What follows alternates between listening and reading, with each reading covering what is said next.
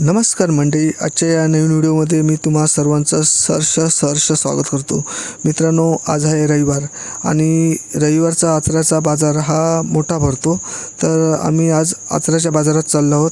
तर तुम्ही या व्हिडिओच्या माध्यमातून पहा की आचऱ्याचा बाजार कसा भरतो तो. आम्हाला आता एस टी मिळाली आहे. आमच्या स्टॉपच्या इथे ती एस टी 8:15 वाजता येते आणि मालवण डेपोतून ती साधारण 8 वाजता सुटते. तर आता ही एस टी आम्ही पकडली आहे. ते एस टीचं नाव आहे मालवण रत्नागिरी आणि ही जी मालवण रत्नागिरी एस टी आहे ही रत्नागिरीला 2:15 वाजता पोचते. तर आम्ही आता ती मालवण रत्नागिरी पकडली आहे एस टी आणि आता आम्ही आचऱ्याच्या बाजाराच्या दिशेने चाललो आहोत.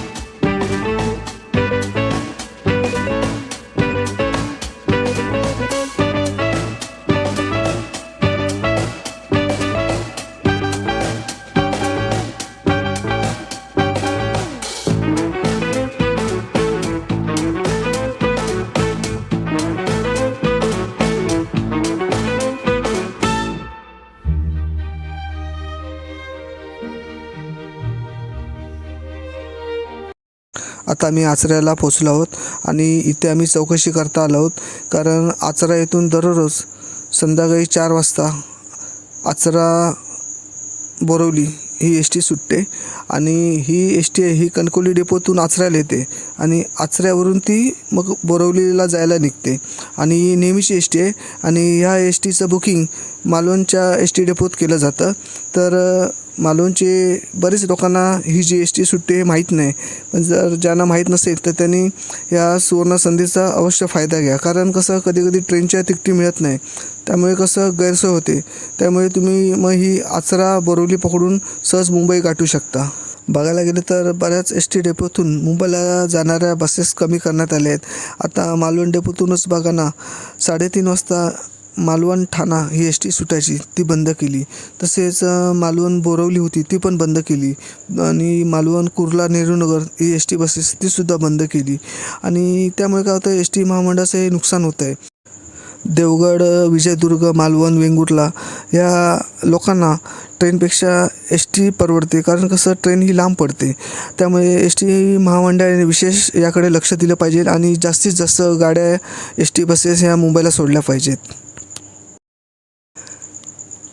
आता मी बाजारात आलो आहोत आता हे जे काजू पाहता हे सालीसकट हे व्यापारी लोक काजू विकत घेतात आणि 1 किलोला 160 रुपये ते आपल्याला देतात. म्हणजे सालीसकट तुम्ही काजू विकले तर 160 रुपये त्याची किंमत मिळते. आता शेगलाची भाजी ही कोवळी होती, तर आम्ही शेगलाची भाजी विकत घेतली.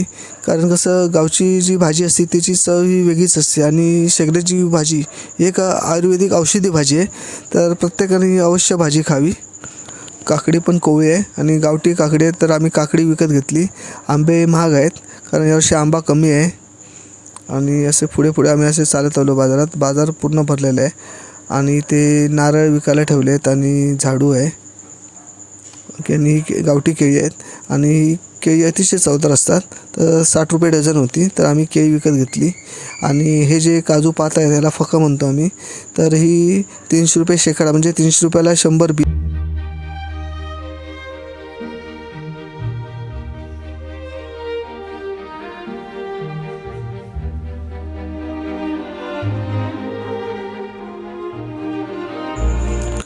पुढे आलो तर हे थंड पाणी पिण्याची माठ पण विक्रीसाठी ठेवलेले आहेत.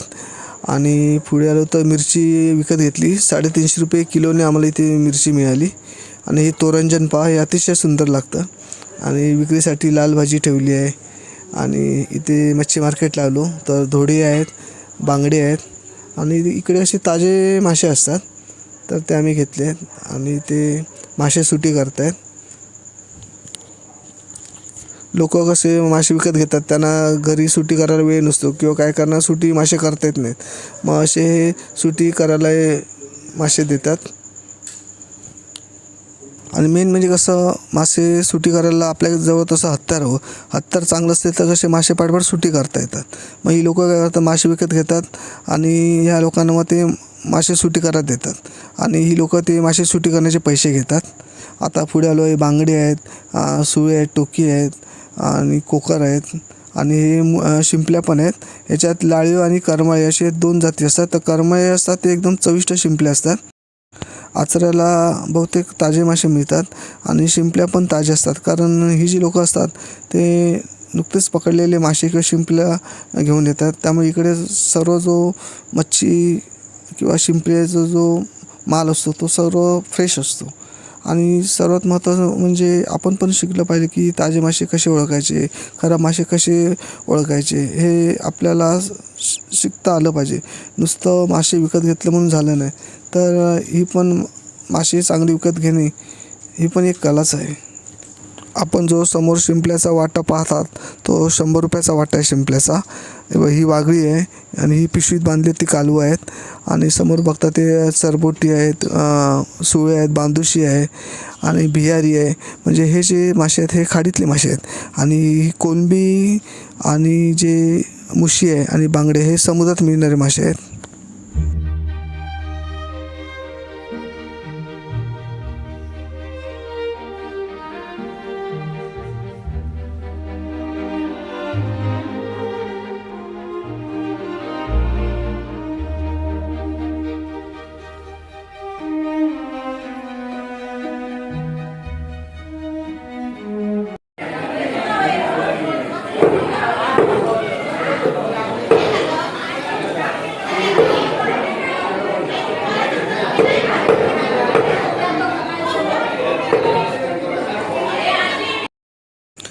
या टोपलीची किंमत विचारली तर एक टोपली 250 रुपये आणि चांगली टोपली आहे विणलेली. नारळ इथे मुंबईसारखेच नारळ महाग आहेत, 40 रुपये आणि 50 रुपये. आता आम्ही 9:45 आचरा मालवण एस-टी पकडून आता आम्ही घरी जायला निघालो, कारण घरी पण बाकीची कामं आहेत, कारण 2 दिवसांनी पुन्हा मुंबईला निघायचं आहे.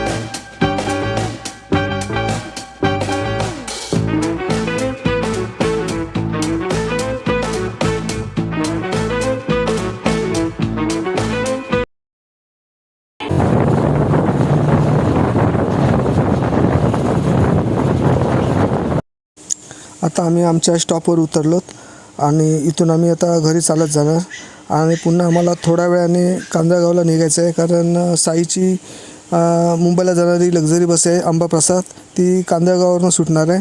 तर आम्ही त्याला तिथे पोचवण्यासाठी जाणार आहोत. तर आता आम्ही थोड्याने कांदळगावला जायला निघू.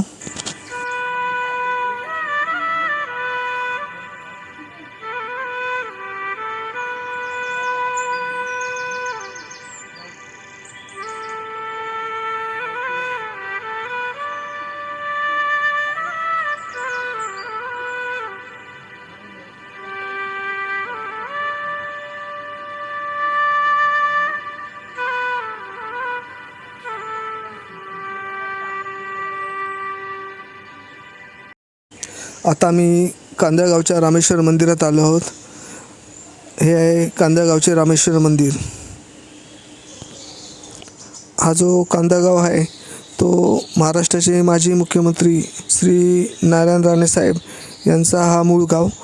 कारण नारायण राणे यांचं जन्मस्थळ हे कांदळगाव, पण ते राहायला आता कणकवलीला आहेत, पण त्यांचा जो मूळ गाव आहे तो हा कांदळगाव.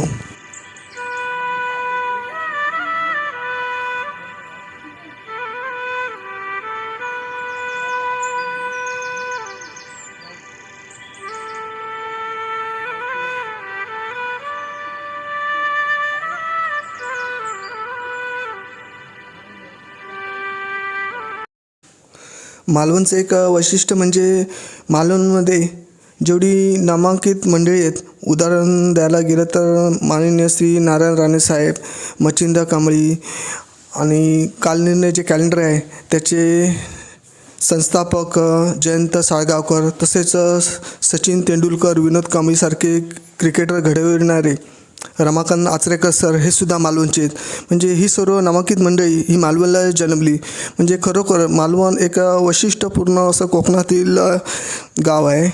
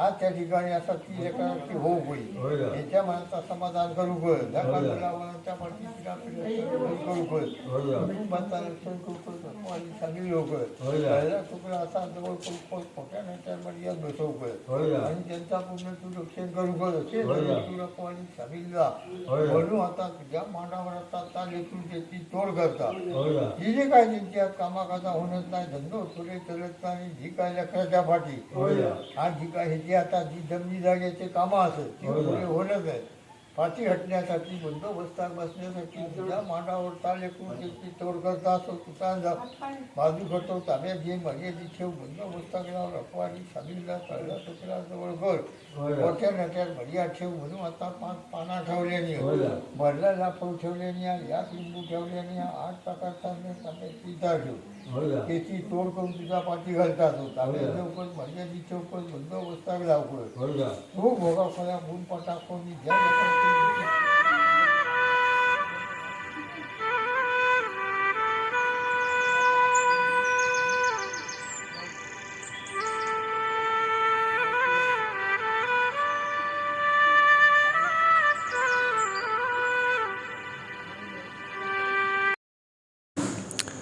श्री छत्रपती शिवाजी महाराज यांना इसवी सन 1664 साली मालवण येथील सिंधुदुर्ग किल्ला उभारताना बिकट समस्या निर्माण झालेली होती. या चिंतेत असताना महाराजांना स्वप्नात दृष्टांत झाला. त्या दृष्टांतानुसार शिवाजी महाराज हे या कांदळगावी आले व स्वयंभू श्री रामेश्वराच्या शिवलिंगाची यथासांग पूजा केली व त्या पिंडीवर घुमटी बांधली. त्यानंतर सिंधू सागरातील त्या सिंधुदुर्ग किल्ल्याचे बांधकाम यशस्वीरित्या पूर्ण झाले. त्या प्रित्यर्थ पिंडीसमोरील परिसरात महाराजांनी वटवृक्षाचे रोपणही केले. आजही सुमारे 365 वर्षापूर्वीचा हा वटवृक्ष ब्रह्मरूप होऊन दिवसेंदिवस बहरत आहे. हा वटवृक्ष छत्रपती शिवाजी महाराजांचा वटवृक्ष म्हणून ओळखला जातो. या स्मृतिप्रित्यर्थ कोकणचे भूषण, महाराष्ट्र राज्याचे मुख्यमंत्री व कांदळगावचे सुपुत्र नामदार श्री नारायणराव राणे यांच्या संकल्पनेतून व संपूर्ण सहकार्यातून साकार झालेल्या या छत्रपती शिवाजी महाराजांच्या सिंहासनाधिष्ठित पुतळ्याचे अनावरण दिनांक 7 जून 1999 रोजी त्यांच्या शुभ हस्ते करण्यात आले.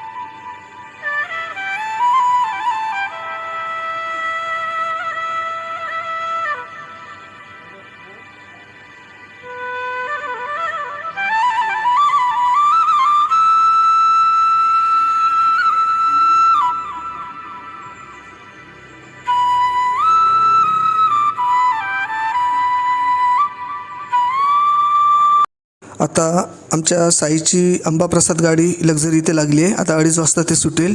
तर आम्ही आता साईला इथे पोचवायला आलो आहोत. ही जी गाडी आहे ती कांदळगाववरून सुटणार आहे.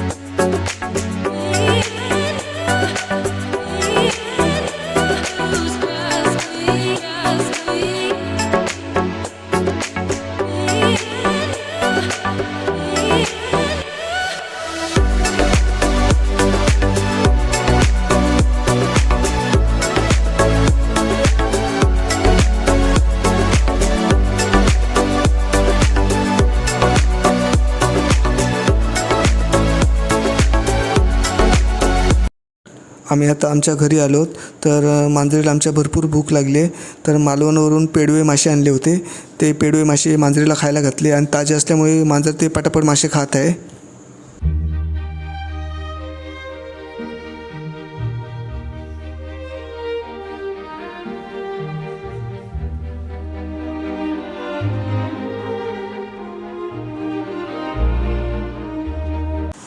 गावी गरम भरपूर होतं आहे, कारण असं मध्येच मळबड येते आणि पाऊस येईल असा वाटतो, पण नंतर तो निघून जातो. पाऊस पडत नाही, पण असं काळोख वातावरण वाटतं. तर आमच्या घराच्या पाठीमागे एक खाडी आहे. त्या खाडीवर कसं थंड हवा कायमची सुटलेली असते. तर मी आमच्या घराच्या पाठीमागे खाडी आहे तिथे आलो आहे आणि मस्त की बघा वातावरण कसं आहे खाडीकडचं. शांत असं वातावरण वाटतं आणि थंडगार हवा सुटली आहे आणि सूर्य मावळत आहे.